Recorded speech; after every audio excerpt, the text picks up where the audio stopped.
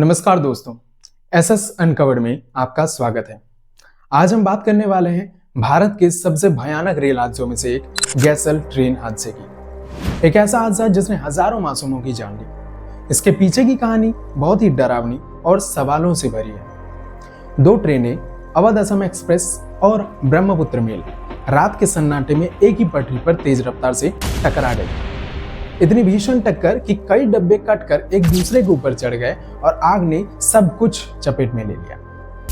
क्या यह हादसा सिर्फ एक दुर्भाग्यपूर्ण घटना थी या फिर इसके पीछे लापरवाही, सिस्टम की नाकामी और इंसानी गलती थी? क्या आप जानते हैं कि उस रात रेलवे के कई सुरक्षा तंत्र क्यों फेल हो गए? क्या ट्रैक पॉइंट्स ठीक से सेट नहीं किए गए थे या किसी ने जानबूझकर इस घटना को अंजाम दिया था? साथ ही सवाल उठते हैं कि उस वक्त रेलवे प्रशासन ने सही कदम क्यों नहीं उठाए? हादसे के बाद बचाव कार्य इतना धीमा क्यों था? और सबसे बड़ा सवाल, क्या ये त्रासदी को रोका जा सकता था? हम इस वीडियो में आपको घटना के हर एक पहलू से अवगत कराएंगे। उस रात की टाइमलाइन, जो तकनीकी और मानव त्रुटियां हुई, जांच रिपोर्ट्स की बातें, विशेषज्ञों की राय और जनता की प्रतिक्रियाएं आपको हर कदम पर सवाल पूछने के लिए प्रेरित करेंगे, ताकि आप भी समझ सके कि हमारे रेलवे सिस्टम में कितना सुधार जरूरी है। चलिए आगे बढ़ते हैं। जैसा कि हमने शुरू में देखा, गैसल ट्रेन हादसा भारत के रेलवे इतिहास का एक सबसे दर्दनाक और भयानक दुर्घटना है। इस कांड के हर पहलू को अब विस्तार से समझते हैं। उस रात लगभग 1:45 पर जब भारी बारिश और अंधेरा था, दोनों ट्रेनें अवध असम एक्सप्रेस दिल्ली से और ब्रह्मपुत्र मेल डिब्रूगढ़ से गलती से एक ही पटरी पर भाग रही थी। रेलवे की तीनों लाइनों पर काम चल रहा था, इसलिए ट्रेनों को एक ही लाइन पर चलना पड़ रहा था, जो भारी जोखिम था। क्या आप सोच सकते हैं कि इतनी भारी यातायात और मैनुअल ट्रैक सेटिंग्स के बीच सुरक्षा के इंतजाम क्यों फेल हो गए? क्या ये एक संयोग मात्र था या बड़ी लापरवाही? जैसे ही दोनों ट्रेनें मिली, टक्कर इतनी जबरदस्त थी कि अवध असम एक्सप्रेस का इंजन हवा में उड़कर और डब्बे आपस में टकराकर जल उठे। आधिकारिक रिपोर्ट के अनुसार 285 लोगों की मौत हुई, लेकिन अनऑफिशियल रिपोर्ट्स की माने तो संख्या 1000 के करीब बताई जाती है, जिसमें कई बिना टिकट वाले यात्री और सैनिक भी शामिल थे। गैसल की इस ट्रेजेडी के पीछे एक लंबा जाल है। Signal failures, manual point settings और रेलवे कर्मचारियों की लापरवाही। किशनगंज रेलवे स्टेशन पर तीनों लाइनें बंद थी और केवल एक ही लाइन पर रेलगाड़ियों को चलना पड़ रहा था।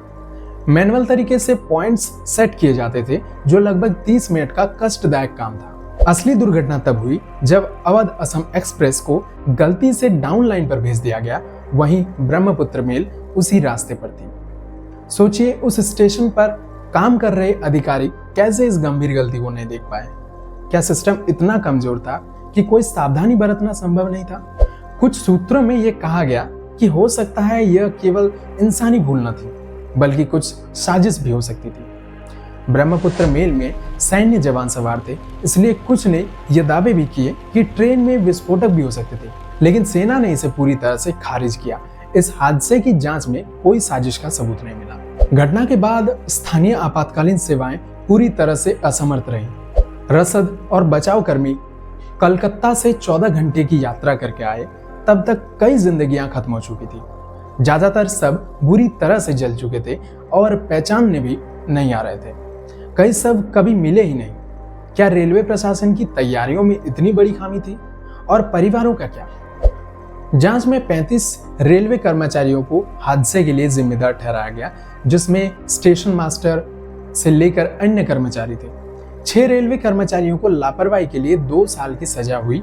रेलवे मंत्री नीतीश कुमार ने नैतिक जिम्मेदारियों के कारण इस्तीफा दे दिया, जो 1963 के बाद पहली बार हुआ था। लेकिन क्या इस कार्रवाई ने रेलवे सिस्टम में सुधार लाया?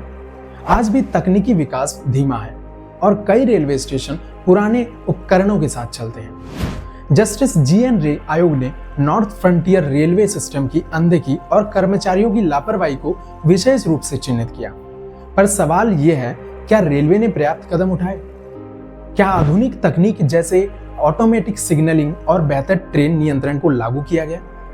या फिर कहीं छुपा हुआ खतरा आज भी रेल मार्गों पर मंडरा रहा है?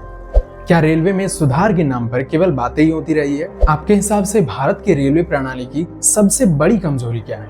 अपने विचार कमेंट बॉक्स में ज़रूर शेयर करें। और अगर ये वीडियो आपको नॉलेजेबल लगा तो लाइक, शेयर और सब्सक्राइब करना ना भूलें। गैसल ट्रेन हादसा सिर्फ एक दुर्घटना नहीं थी, बल्कि एक चेतावनी है जहां तकनीकी, इंसानियत और जवाबदेही का मिला जुला फेलियर हमें शर्मसार करता है। धन्यवाद।